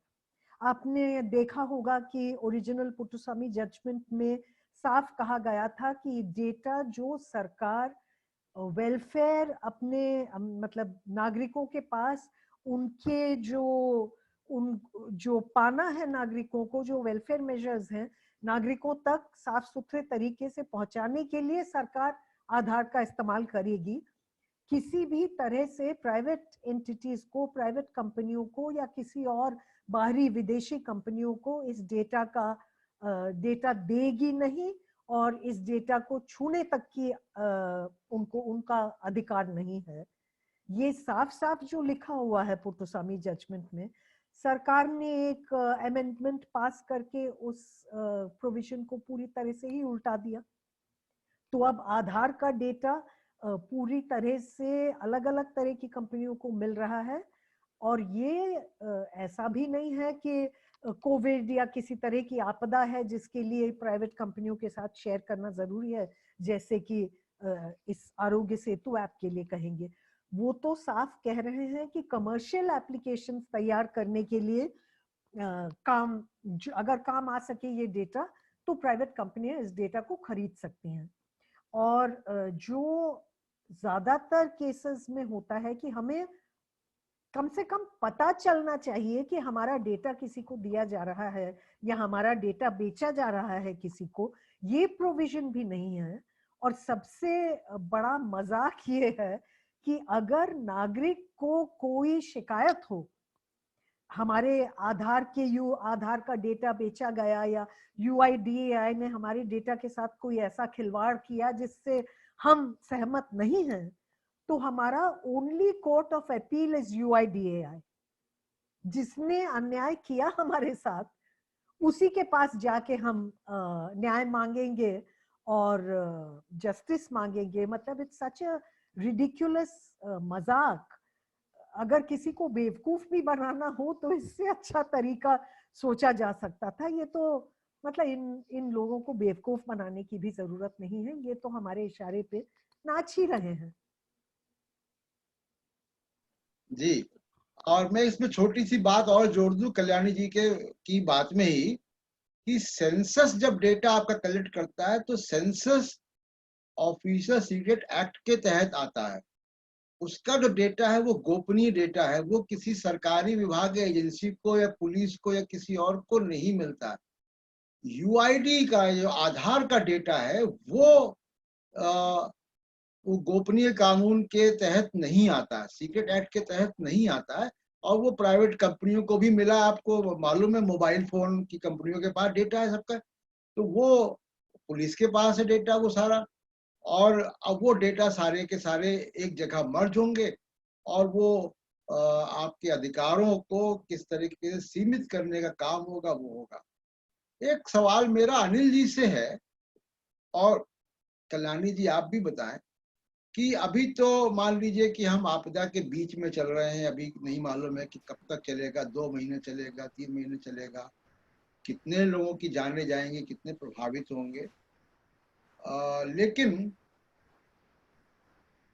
ये पोस्ट कोरोना दुनिया कैसी होगी, अब चिंता हो गई 1 घंटे की किस तरीके से अधिकार जो है वो सीमित हो रहे हैं। तो ये आगे के संघर्ष कैसे होंगे अनिल जी, और खासकर भारत में, जबकि बड़े पैमाने पर पहले से बेरोजगारी थी, बड़े पैमाने पर जो है वो पलायन हुआ है, वापस गांव की तरफ पलायन हुआ है। और कल मैं एक उद्योगपति से बात कर रहा था दूसरे टीवी चैनल के प्रोग्राम में, तो वो मुझसे कह रहे थे कि मैं वाइस प्रेसिडेंट तो 3 ले आऊं अभी, लेकिन मैं फैक्ट्री स्टार्ट करने के लिए वर्कर कहां से लाऊं, वर्कर चला गया। तो जो बड़े पैमाने पलायन हुआ, आर्थिक विषमताएं हैं, भूख से लोग मरेंगे। हमने 1916 और 18 के बीच में जो स्पेनिश फ्लू आया इंडिया में, तो उसमें देखा हमने कि 1 करोड़ से ऊपर लोग मरे, और उस वक्त भारत की आबादी 30 करोड़ थी केवल, और उसमें भी ज्यादातर लोग भूख से मरे। उसके तुरंत बाद जो है वो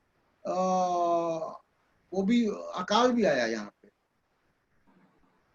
तो ये स्थिति भारत में भी, तो ऐसी स्थिति में आगे के संघर्ष कैसे समाज बनेगा, आगे की नागरिकता कैसे बचेगी, किस तरीके का समाज आप देख रहे हैं, आगे के संघर्ष कैसे देख रहे हैं? देखिए, पहली बात तो ये कि मुझे कई लोगों ने कहा, और कई जो लोग एक आध्यात्मिक जो लोग होते हैं, स्पिरिचुअल लोग जो होते हैं,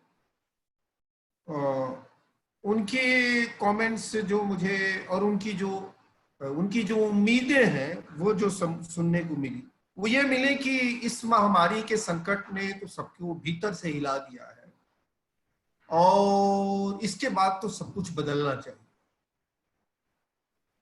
तो हमने कहा कि आपकी सोच बड़ी नेक है, उम्मीद भरी है, लेकिन मैं आपको एक उदाहरण देना चाहता हूं, और उदाहरण यह है कि शमशान जब लोग जाते हैं, तो शमशान जाने के बाद, शमशान में रहने के दौरान तक जो फीलिंग होती है वो बिल्कुल अलग होती है। लेकिन शमशान से जैसे ही निकलता है आदमी, वो भूल जाता है शमशान की तमाम फीलिंग्स।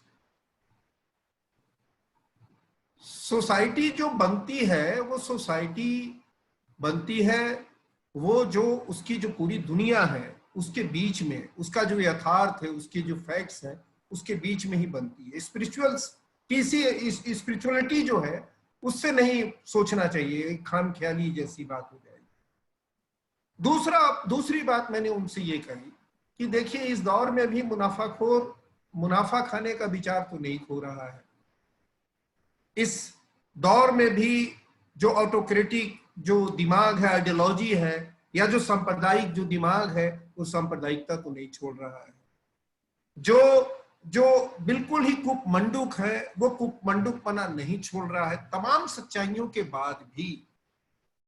तो मेरा ये कहना है कि जो समाज का जो ऊपर का जो हिस्सा है, वो तो अपने तरीके, अपने स्तर पर बदलने से रहा, वो जैसा है वैसा ही रहेगा।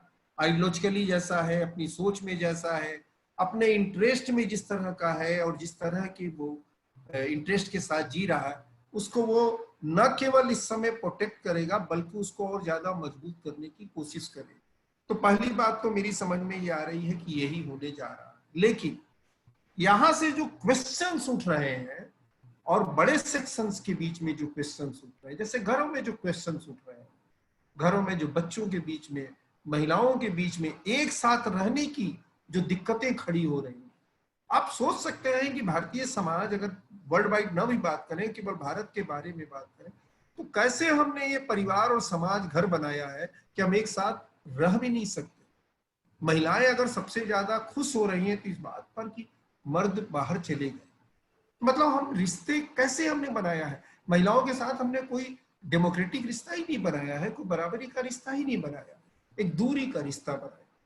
तो ठीक उसी तरह से बच्चों का है, बच्चे जिस तरह से अभी परेशान हाल है अपने गार्जियन को लेकर, जिनके साथ एटीट्यूड को लेकर, तो मेरा ये कहना है कि घर से लेके वो बाहर तक, यानी कल सूरत में जो घटना हुई उस तक कि जो मैं एक बड़ा सा एक चित्र जो देख रहा हूं, और जो इंटायर सब जगह जो बातें हो रही हैं, उसमें मैं ये देख रहा हूं कि इन सेक्शंस में जो क्वेश्चंस उठ रहे हैं, देखिए उसी क्वेश्चन को दबाने के लिए और उसी क्वेश्चन को डाइवर्ट करने के लिए और उसी क्वेश्चन की एक लार्जर यूनिटी न बन पाने की भी सबसे ज्यादा कवायद इस समय चल रही है, सबसे ज्यादा कोशिश चल रही है। तो मैं ये समझता हूं कि ये जो क्वेश्चंस उठ रहे हैं, इन तमाम क्वेश्चंस का शेप कैसे ले रहा है, कैसे ये एक जगह इमर्ज हो रहे हैं, इस पे डिपेंड करता है।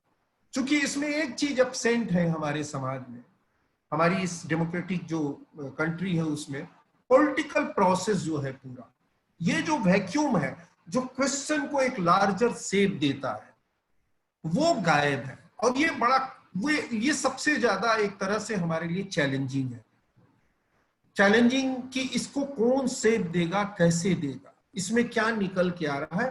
कई लोग अपने अपने स्तरों पे सोच रहे हैं, विचार कर रहे हैं, और मुझे लगता है कि शायद कुछ इमर्ज करे। नहीं इमर्ज करता है तो मेरा ये मानना है कि जो अभी जो जिस तरह से एक ऑटोक्रेटिक जो एक जिस तरह से पुलिस का बिहेवियर दिखाई दे रहा है, लॉ का, और जो हमारे तमाम इंस्टीट्यूशंस का जो बिहेवियर जो दिखाई दे रहा है, वो ज्यादा से ज्यादा और ज्यादा निरंकुश होगा, उसका कंट्रोल और ज्यादा बढ़ेगा, वो हमारे और ज्यादा घरों में घुसेंगे।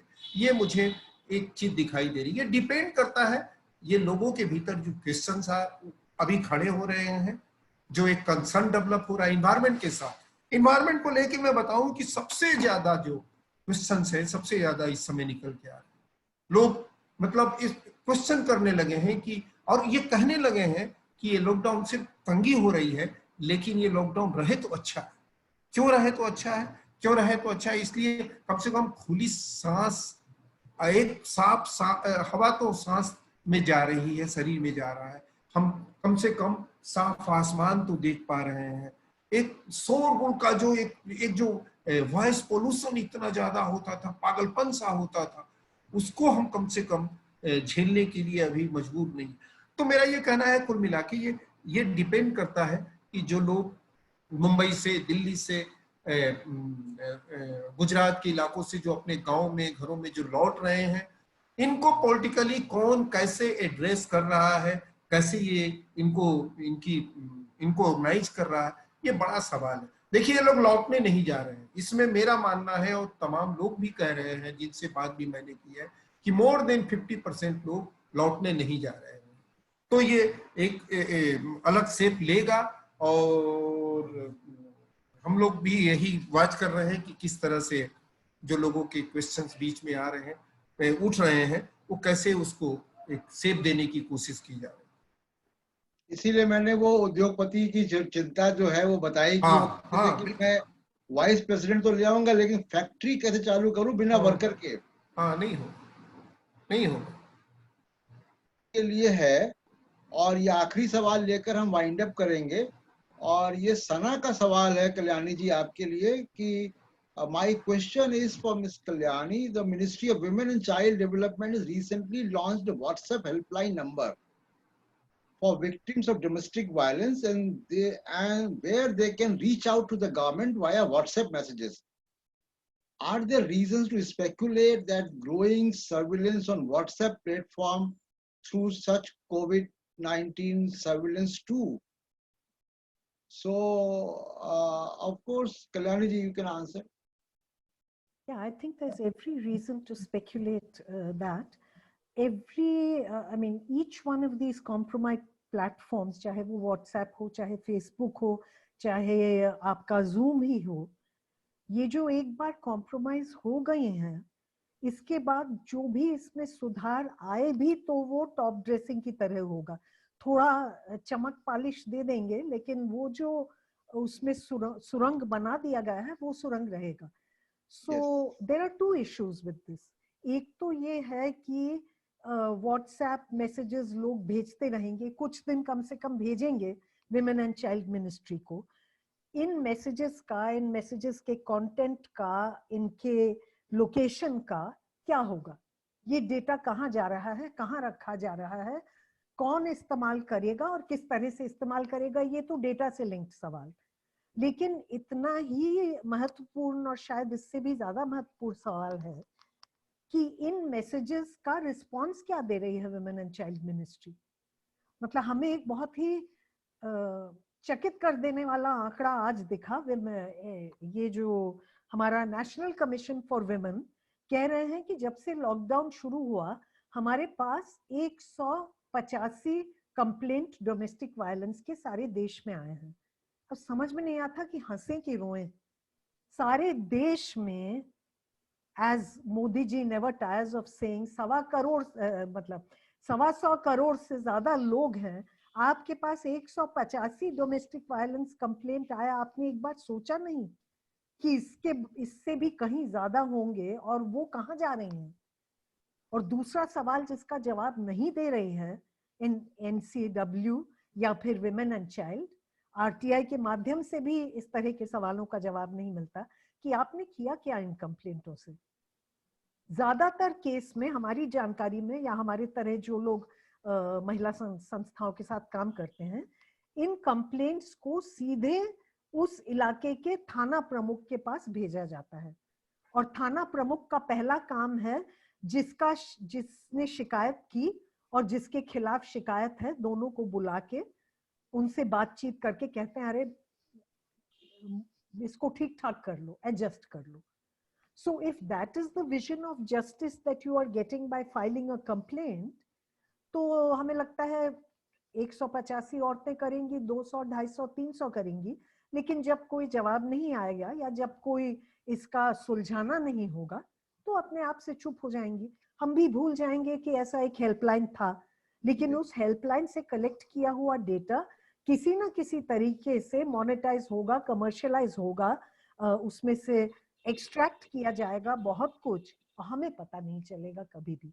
So it is very much a matter of concern, and thanks for raising that issue. दोनों बातें हैं कल्याणी जी. एक तो कि ट्रस्ट नहीं है और दूसरा कि डोमेस्टिक वायलेंस के केस खासकर लॉकडाउन में, जिसका 1 कमरे का मकान है, 2 कमरे का मकान है, उसके इन लॉज भी रह रहे हैं साथ में, उसका हस्बैंड भी रह रहा है, तो वो उसको मौका ही नहीं है बाहर निकल के फोन करके अपनी बात अथॉरिटीज तक कहने का. और एक सवाल मुझसे आया हुआ था कि हमारे देश में साइंटिफिक टेम्परामेंट की कमी क्यों है. बहुत सी वजह है दीपक जी, बहुत सी वजह हैं. और ये एक वजह उसकी है फाइनेंशियल इनसिक्योरिटी. और जितना ज्यादा फाइनेंशियल इनसिक्योरिटी होगी उतना ज्यादा लोग धर्म पे, अंधविश्वास पे, जन्मपत्री पे, पंचांग पे और तमाम तरीके के नुस्खों पे विश्वास करते हैं. जैसे जैसे समाज में प्रॉस्पेरिटी बढ़ेगी, जैसे जैसे अगली जनरेशन आएगी, ज्यादा एथिकल लोग होंगे. अभी हमारे देश में बहुत साल पहले एक सर्वे का रिजल्ट मैं आपको बता दूं कि हमारे देश में 10 से 11% ही एथिकल सोसाइटी है. वो भी काफी कुछ समाज, वो बड़ी संख्या साउथ में है, नॉर्थ में तो और बुरा हाल है. तो हमारे देश में जो आगे बढ़ने की ललक है किसी भी कीमत पे अनएथिकल मीन्स को अपना के। आप देखें ना, मेट्रो पे लोग चलते कैसे हैं, बसों पे लोग चलते कैसे, एक धक्का दे के आगे बढ़ते हैं। तो धक्का दे के आगे बढ़ने वाला जो मानसिकता है देश में, जैसे जैसे ये कम होगी वैसे वैसे हम जो है साइंटिफिक टेम्परामेंट बढ़ेगा। वो कोई ऐसे किताबों में लिखने से नहीं बढ़ेगा। इसीलिए आप देखिए कि यूरोप में बहुत सारे, मतलब कई मुल्कों में तो 40-45% तक नास्तिक हो गए हैं। तो ये हमारे यहाँ भी ये सिलसिला आएगा। और इसी के साथ ये वेबिनार को यहीं पे हम अभी समाप्त करते हैं। और अनिल जी कुछ कहना चाह रहे हैं इसके पहले? हाँ, एक उदाहरण दे दूं साइंटिफिक टेम्परामेंट पर। जी, मैंने अभी एक पीस लिखा, और मैंने ये पीस लिखा अल बिरूनी को कोट करते हुए। अल बिरूनी 1000 साल पहले भारत आए थे, और उन्होंने कहा कि लोग यहाँ छींकने की बात उन्होंने की। छींकना को लोगों के बीच में बैठे हैं, कोई छींक रहा है तो लोग उसको छींकने से जो वायरस निकल सकता है या जो गंदगी निकलती है उस पर कोई बात नहीं कर रहे हैं। छींकने को लोगों ने कहा कि अपशकुन है 1000 साल पहले। आज भी आप देखेंगे कि वही अपशकुन कहते हैं। नंबर 2 कि जो पादना है, जो हवा निकालना है, जो गैस निकालते हैं, उसको शुभ कह दिया गया। आज भी लोग उसको शुभ ही मानते हैं। थूकने को, थूकना नहीं सीखा हम लोगों ने 1000 साल। थूकने को ये कह रहे हैं कि कितना कैजुअली लेते हैं, कहीं भी थूक देते हैं, लोगों के बीच में बैठ के जुमे निकालते हैं। यानी कि आप उसका पूरा जो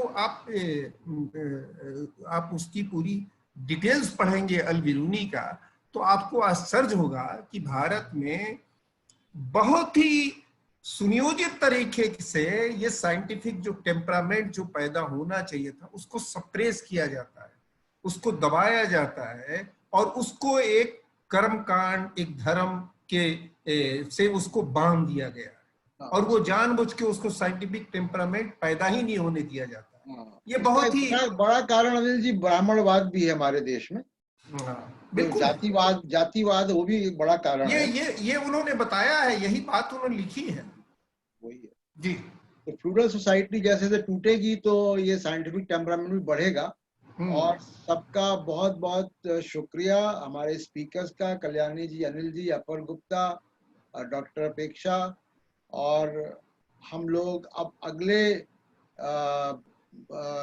शनिवार को या किसी भी दिन किसी नए सब्जेक्ट पे कोविड-19 से जुड़े वेबिनार करेंगे। और सुझाव आप लोगों के आमंत्रित हैं, जिसको जो सुझाव देने हैं वो दीजिए, यहाँ पे दीजिए या हमारे सोशल मीडिया प्लेटफॉर्म्स पे आके दीजिए कि हमको अगला क्या करना चाहिए। वैसे हम लोग सोच रहे हैं कि इन्वायरमेंट पे कैसा इम्पैक्ट पड़ेगा इस महामारी का, वो उस पर भी चर्चा होनी है, तो वो भी करेंगे। और एक फैक्ट फाइंडिंग रिपोर्ट हम लोग तैयार कर रहे हैं जो अगले कुछ दिनों में रिलीज करेंगे। वो डॉक्टर अपेक्षा के जो नेतृत्व में हमारी जो फैक्ट फाइंडिंग जो हमारी टास्क फोर्स है वो बना रही है, तो वो जल्दी ही वो भी रिलीज करेंगे और आप लोगों को सूचना होगी। बहुत बहुत धन्यवाद, शुक्रिया। All the best to all of you and many thanks for joining in. We'll soon assemble again with a new topic on COVID-19 and how it is going to impact our lives and society and nations across the world. Thank you very much for joining in. Thank you, everyone. Thank you.